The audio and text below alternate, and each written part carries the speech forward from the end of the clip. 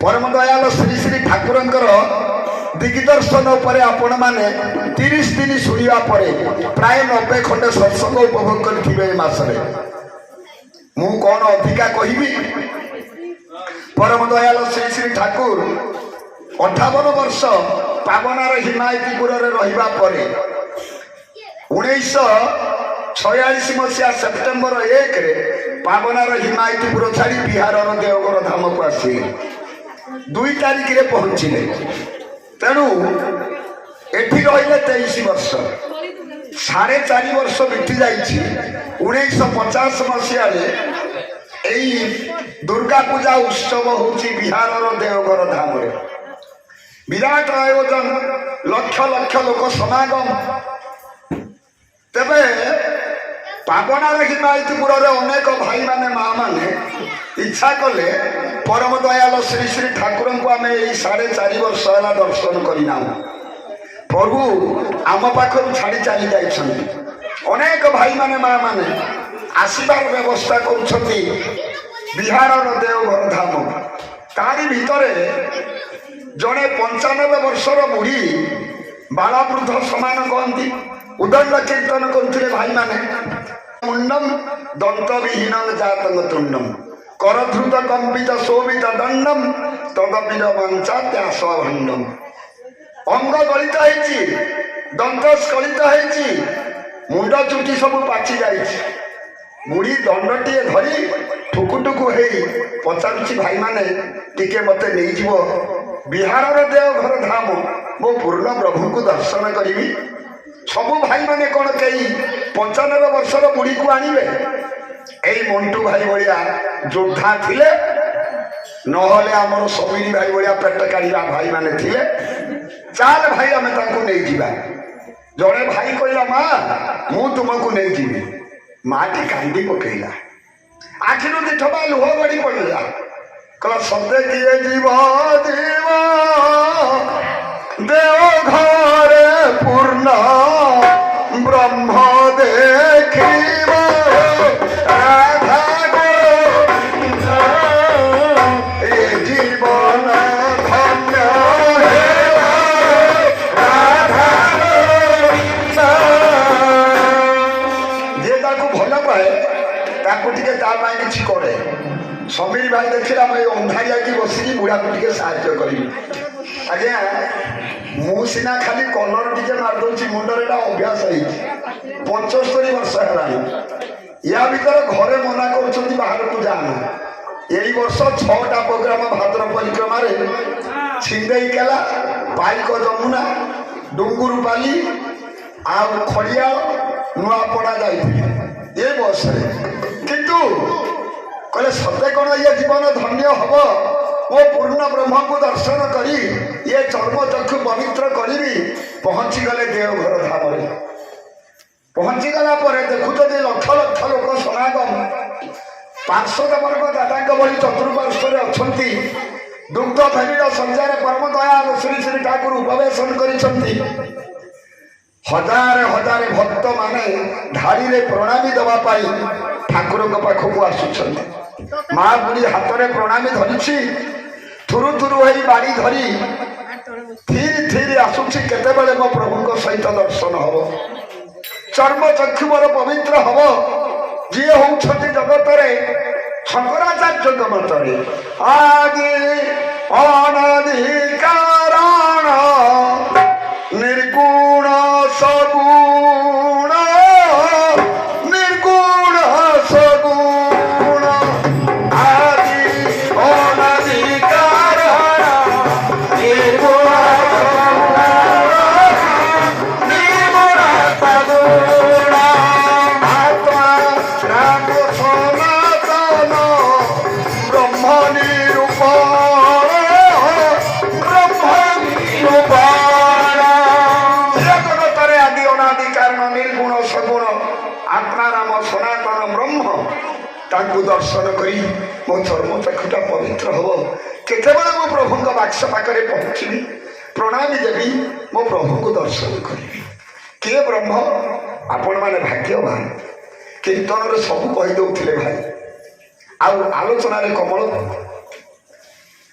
ଭାଇ ଭୁଲ କହିଲେ ଶିବ ଭାଇ ଅନେକ କିଛି ଆଲୋଚନା କରିଦେଇଛନ୍ତି, କିନ୍ତୁ ଠାକୁରଙ୍କୁ ଅନେକ ଭକ୍ତ ପଚାରିଛନ୍ତି ଯେ ବ୍ରହ୍ମ ପ୍ରକୃତ କିଏ?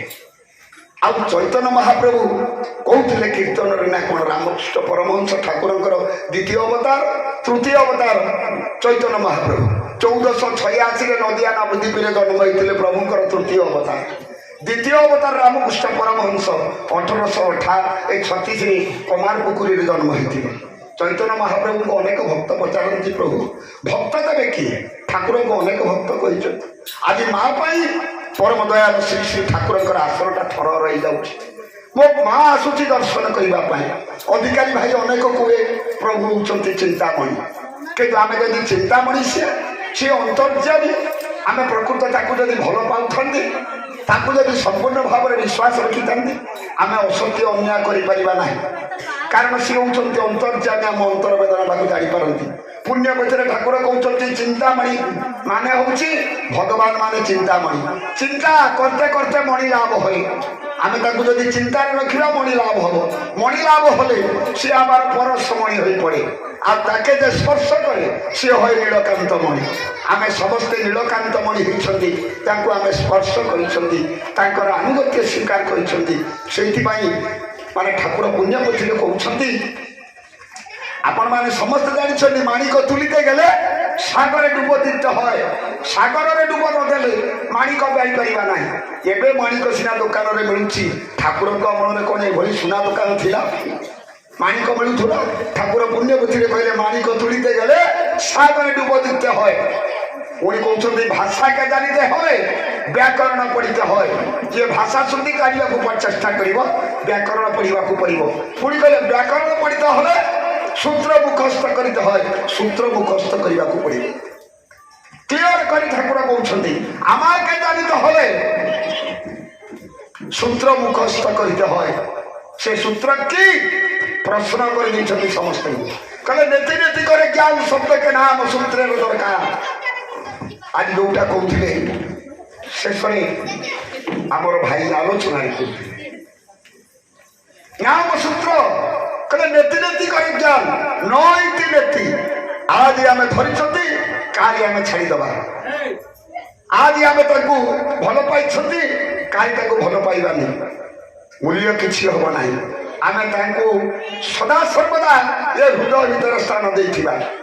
আজ মা মন মধ্যে চিন্তা করছি কেতবে মোর সময় হব মো প্রভুঙ্ পাখে প্রণামী দেবী, কারণ সে তো ভকত ভাবরে বন্ধারে, সে তো ভকত জীবন ধন, সে তো ভকত ভাবরে বন্ধারে, সে তো ভকত জীবন ধন।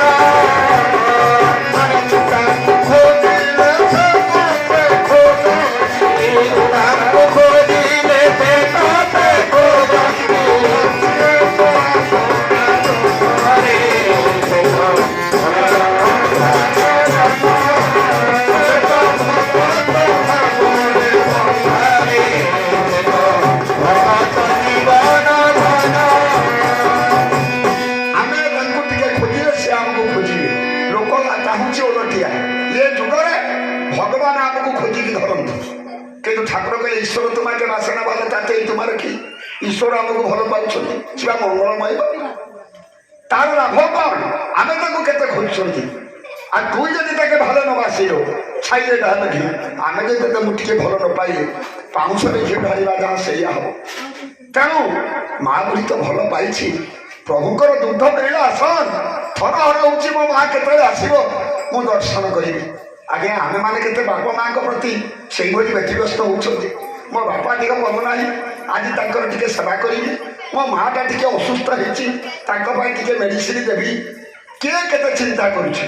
ଆପଣ ସେଇଥିପାଇଁ ଠାକୁର ପରା କହିଛନ୍ତି ପିତା ଶ୍ରଦ୍ଧା ମାଆଟି ଟାଣ, ସେଇ ସେ ହୁଏ ସାମ୍ୟ ପ୍ରାଣ। ମୋ ମା ଆସୁଛି ଦର୍ଶନ କରିବା ପାଇଁ, ପ୍ରଭୁ କ'ଣ ବ୍ୟତିବ୍ୟସ୍ତ ହେବେନି? ଆମେ କେତେ ବାପା ମାଙ୍କ ପ୍ରତି ବ୍ୟତିବ୍ୟସ୍ତ ହେଉଛନ୍ତି, ସେଇଟାକୁ ଆମେ ଚିନ୍ତା କରିବା ଦରକାର। ମୁଁ ସବୁ ସତ୍ସଙ୍ଗରେ କହେ ଠାକୁର ଯୋଉଟା କହିଛନ୍ତି ଏଇ ସତ୍ସଙ୍ଗ ମତେ ଆଜି କହୁଥିଲେ ସମୀର ଭାଇ, ମାନେ ମୁଁ ରହିଛି କୃପା ସିନ୍ଧୁ ଭାଇ ଘରେ, ସମୀର ଭାଇ ପହଞ୍ଚିକି କହୁଛନ୍ତି ଅଧିକାରୀ ଭାଇ ସତ୍ସଙ୍ଗ କାହିଁକି ଆମେ ଯିବା? ସତ୍ସଙ୍ଗ କଲେ କ'ଣ ଲାଭ ହବ? ଅନେକ ପ୍ରଶ୍ନ ମୋତେ ପଚାରିକି ବେକଅପ୍ କରିଦେଇ ସାରିଲାଣି। କିନ୍ତୁ ଆପଣ ଦେଖନ୍ତୁ ସତାର ସଙ୍ଗ କରୁଛନ୍ତି ଏଇ ସତ୍ସଙ୍ଗରେ। ଆଜି କୋଉ ଜାଗାରେ ପ୍ରଭୁଙ୍କର ସଙ୍ଗ ଲାଭ କରିପାରିବେ ନାହିଁ ଏଇ ସତ୍ସଙ୍ଗ। ଆପଣ ଜୀବନ ଧନ୍ୟ ହେଇଛି।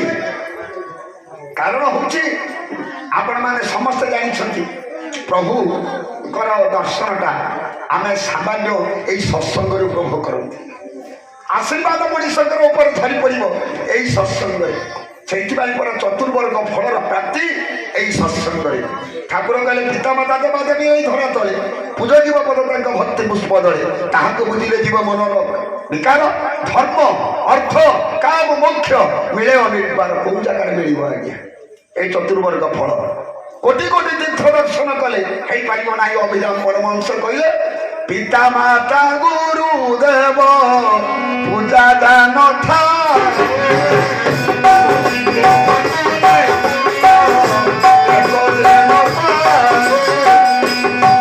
କହିଲେ ପିତା ମାତା ଗୁରୁଙ୍କର ସେବା ଯୋଉଠି ନଥାଏ କଣଟେ ଗୁରୁକୁ ହେବା। କୋଟି ତୀର୍ଥ ଗଲେ ସବୁ ଭ୍ୟାଲୁ ଲେସ୍। ତେବେ ବାପା ମାଙ୍କର ପୂଜାଟା ଆପଣ ଜାଣିଛନ୍ତି ସମସ୍ତ ଅଧିକାଂଶ। ତେବେ ଆଉ ବଢେଇବା ନାହିଁ ଏଣୁ ମାଟା ଆସୁଛି ଆଖିରୁ କାନ୍ଦୁଛି ଲୋତକ ବର୍ଷଣ କରୁଛି। ଠାକୁର କହୁଛନ୍ତି ମୋ ମା କେତେବେଳେ ଆସି ପହଞ୍ଚିବ। କିନ୍ତୁ ମା ବୁଢ଼ୀ ଜାଣିପାରୁଛି ନା ପ୍ରଭୁ ବ୍ୟତିବ୍ୟସ୍ତ ହଉଛନ୍ତି। ସେ ଅନ୍ତର୍ଯାମୀ। ଆଜ୍ଞା ଆଉ କେତେବେଳେ ଆସିଲେ ଆଲୋଚନା କରିବା ସମୟ ନାହିଁ। ପଦେ କହିଦେବା। ଆମର ବାଲେଶ୍ୱରର ଜଣେ କବି କହିଛନ୍ତି ଆପଣମାନେ ଚିନ୍ତା କରିବା ଦରକାର ଠାକୁର କାହିଁକି ମା ପାଇଁ ବ୍ୟତିବ୍ୟସ୍ତ ଆଉ ଜଣେ ବାପା ପାଇଁ ବ୍ୟତିବ୍ୟସ୍ତ। କହିଲା ଜିଅନ୍ତା ବାପାକୁ ଦିଅନ୍ତି ଗାଳି ଦିଅନ୍ତି ଗାଳି ଜିଅନ୍ତା ବାପାକୁ ଦିଅନ୍ତି ଗାଳି ଦିଅନ୍ତି ଗାଳି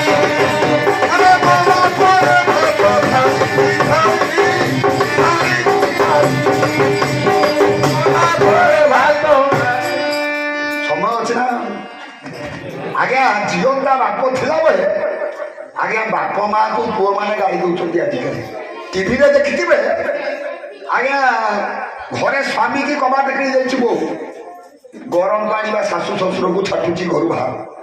ସ୍ୱାମୀ ଏଣେ ଘର ଭିତରେ ଚାପି ନାତି ନାତୁଣୀ ଦିଟା ଟେକା ଭେଟୁଛନ୍ତି। ଟିଭିରେ ଦେଖାଇଥିଲା ଆଜିକି 8 ଦିନ ଖଣ୍ଡେ ହବ। ପେପର ଦେଇଥିଲା ସବୁ ମୋବାଇଲ ଟିଭି ଭାଇରାଲ ହେଇଛି। ଏଇ ହଉଛି ଶାଶୁ ଶ୍ୱଶୁରଙ୍କର ସେବା। ମୋହନ ସରକାର ସାରା ପ୍ରତ୍ୟେକ ବ୍ଲକରେ ଦର ନିବାସ କଲେ 3500 ଟଙ୍କା ଭତ୍ତା ପାଇବ 80 ବର୍ଷର ଉର୍ଦ୍ଧ୍ୱ। ଘରେ ରହିପାରିବେନି ସବୁ ସେଇ ଦରା ନିବାସରେ ରହିବେ। ଏଟା ତାଙ୍କର ଖର୍ଚ୍ଚ ପାତି ଖାଇବେ ପିଇବେ ଆରାମକି ରହିବେ। ବାପ ମାଆକୁ ବହୁତ ଗାଳି। ବାପ ମା ମରିଗଲା ପରେ ଯୋଉଠି 3 ଠେକେରା ବସିବ। 4 ପୁଅ ଭିନ୍ନ ହେଇଛନ୍ତି। 4ଟା ପତ୍ର ପକେଇକି 4 ବେଳ ଭାତ ଢାଳିକି ଡାଲି ଫାଲି ତରକାରୀ ପତ୍ର ଢାଳିକି ଗୋଡ଼ ତଳେ ପଡ଼ିଯିବେ ବାପା ଖାଅ ନା ନାଇଁ ବାପା ଖାଇବ। ବଞ୍ଚି ଥିଲାବେଳେ ସେବା ନାହିଁ। ଆଉ ସୁନ୍ଦର କଥା ବାଇଆ ଗୀତାର ଲେଖା ହେଇଛି କହିଲା ଜିଅନ୍ତା ଦେବତା ମାଗୁଛି ତୋତେ ହାତ ବତାଇ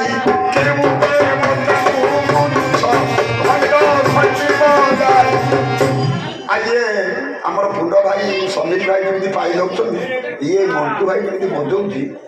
ମୁଁ କାହିଁକି ମାସ ସାରା ଦୁଆରେ ଦୁଆରେ ବୁଲିଛି ଏମିତି କାହିଁକି କୋଉଠି ଦେଖିନି। ସତ କଥା ବୁଲିବା ପାଇଁ ଇଚ୍ଛା ହଉଛି ସମୟ ନାହିଁ। ଆଉ ଗପଟା ବି ସରିବନି ଠାକୁରଙ୍କର ଦର୍ଶନଟା। ଆଜ୍ଞା ଗୋଡ଼ ତଳେ ପଡ଼ିଯିବେ ବାପା ଖ ବଞ୍ଚିଥିଲା ବେଳେ ଦଉଥିଲୁ ନି ଘଟିକିରା ଅଙ୍ଗୁରୁ ସେଉ ନାଶପତି ପାଟିର ଚିପୁଡ଼ି ଦଉଥିଲେ ବାପା ନିଅ ଅଙ୍ଗୁରୁ ଟିକେ ଖଦି କଳ ଦେଇକି ବୋହି ଯାଉଥିବ। କ'ଣ ମୂଲ୍ୟ ଅଛି ଆଜ୍ଞା? ବୁଲା କୁକୁର ଆସି ଭାତଟାକୁ ଗାଁ ଗାଁ ଖାଇବେ। ମୋ ବାପା ଖାଇବେ କାହିଁକିନା ପେଟଟା ତାଙ୍କ ଦେହରେ ପଶିଗଲା। ଜିଅନ୍ତା ବାପାକୁ ଦିଅନ୍ତି ମାର ଦିଅନ୍ତି ମାର ଜିଅନ୍ତା ବାପାକୁ ଦିଅନ୍ତି ମାର ଦିଅନ୍ତି ମାର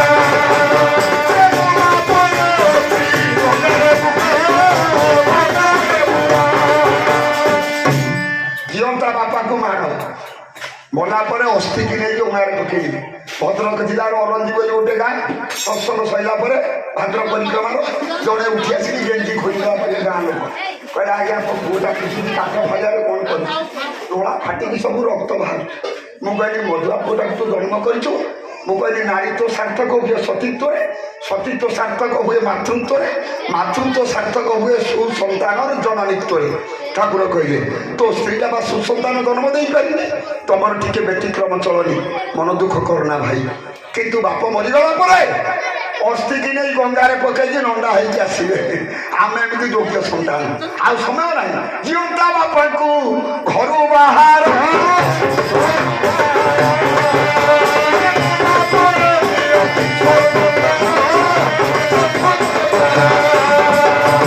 ଜିଅନ୍ତା ବାପା ବଞ୍ଚିଥିଲା ବେଳେ ଘରୁ ବାହାର। ଆମ ଗାଁ ନିକଟବର୍ତ୍ତୀ ଭଦ୍ରକ ଜିଲ୍ଲା, ଆମଟା ବୋର୍ଡର ଲାଷ୍ଟ ସୀମାରେ ଆମ ଗାଁ ସିନନ୍ଦୀ ବୋଲି ଗୋଟେ ଗାଁ, ଭଲ ଏଷ୍ଟାବ୍ଲିଶ କୋଠାବାଡ଼ି ଘର, ଓଡ଼ିଶା ଟେଲର। କ'ଣ ତା କତର କିଛି ଜାମ୍, ତା ବାପ ମା ଦିଟା ଦରାଣି ଆସି ମା ମରିଗଲା, ବାପା ମରିଗଲା, ଶବକୁ କେହି ଆଣିଲେ। ଗାଁ ଲୋକ ଚେଷ୍ଟା କରିକି ଆଣିବା ଭିତରେ ଯିଏ ଲଜ୍ଜା ଲାଗିଲା, ଯିଏ ଟେଲର ଦେଇଥିଲା ସିଏ ଗଲା ଆଣିବା ପାଇଁ। ଆଉ ବାପ ଆସିଲା, ଶବ ସତ୍କାର କରିବା ପାଇଁ ହେଲେ ସାନଟା କହିଲା ମୁଁ କାନ୍ଧ ନେବି ବଧୁଆ, ତାକୁ ବହୁତ କଷ୍ଟରେ ନେଲା ନା। ଆଜ୍ଞା ଯୋଉଦିନ 14 ଦିନ ସରିଗଲା କ୍ରିୟାକର୍ମ, ମା ବୁଢ଼ୀଟା ମାନେ ବାଡ଼ି ଠୁକ୍ କରି ସେ ଦରାଣି ଦାସକୁ ପଳେଇଲା। ଏଇ ହଉଛି ଜଗତରେ। ବାପ ମରିଗଲା ପରେ ପୁଅ ମାନେ ଯୋଗ୍ୟ ନେଇକି କହିବେ ସ୍ୱର୍ଗ ଦ୍ୱାରରେ ପଡ଼ିବ। କ'ଣ ମୂଲ୍ୟ ଅଛି ଆଜ୍ଞା? ଠାକୁରଙ୍କ ପାଖରେ ପ୍ରଣାମ ଦେଇଦେଇଛି ବୁଢ଼ୀ, ଆଣ୍ଠୁ ମାଡ଼ିକିରି ସମୟ ସରିଗଲାଣି, ଆଣ୍ଠୁ ମାଡ଼ିକିରି ଜୁହାର ହଉଛି। ଠାକୁର ପଳେଇ ଆସି ମାଆକୁ ପ୍ରଣାମ କଲେ, ପ୍ରଣାମ କରିଛନ୍ତି ଆଣ୍ଠୁ ମାଡ଼ିକିରି। ମା ବୁଢ଼ୀ ଦେଖିଦେଉଛି, ଉଠି ପଡ଼ିଲା ପରେ ଦେଖୁଛି ମୋ ପ୍ରଭୁ ମୋ ପାଖରେ ଆସିକି ପ୍ରଣାମ କଲେଣି। ଦୁଇ ଧାର ଆଖିରୁ ଲୋତକ ବର୍ଷଣ ହେଉଛି ପ୍ରଭୁଙ୍କର, ମାର ଚାରିଧାର ଲୋତକ ବର୍ଷଣ ହେଉଛି। ମୁଁ 4.5 ବର୍ଷ ମୋ ପ୍ରଭୁଙ୍କୁ ଦର୍ଶନ କରିଲି। ଆଜି ମୋ ପ୍ରଭୁ ଆସି ମୋ ପାଖରେ, ମା ହାତ ମାରି ଦଉଛି ମୁଣ୍ଡରେ। ପାର୍ଶ୍ୱଦ ବର୍ଗ ପଚାରୁଛନ୍ତି ଏ ଦାଦା ଭଳି, ମା ତମେ ମୁଣ୍ଡରେ ହାତ ମାରି କ'ଣ କହିଲ? ମୁଁ କହିଲି ତୁ ଭଲରେ ରହ। ଭଲରେ ରହିଲେ କ'ଣ ହବ ମା? କହିଲେ ଯିଏ ହେଉଛନ୍ତି ବିଶ୍ୱ ନିୟନ୍ତ୍ର, ପ୍ରତ୍ୟେକ ପ୍ରାଣରୁ ପ୍ରାଣ, ପ୍ରତ୍ୟେକ ଜୀବନର ଜୀବନ, ପ୍ରତ୍ୟେକ ସତାର ସତା, ଯିଏ ସରୀସୃପ କୀଟ ପତଙ୍ଗ ତରୁ ତୃଣ, ପ୍ରତ୍ୟେକ ଜୀବନର ଜୀବନ, ସିଏ ଭଲରେ ରହିଲେ ଜଗତ ଭଲ ରହିବ। ଚାରିଧାର ଲୋତକ ବର୍ଷଣ ହେଉଛି। ଠାକୁର ମାଆକୁ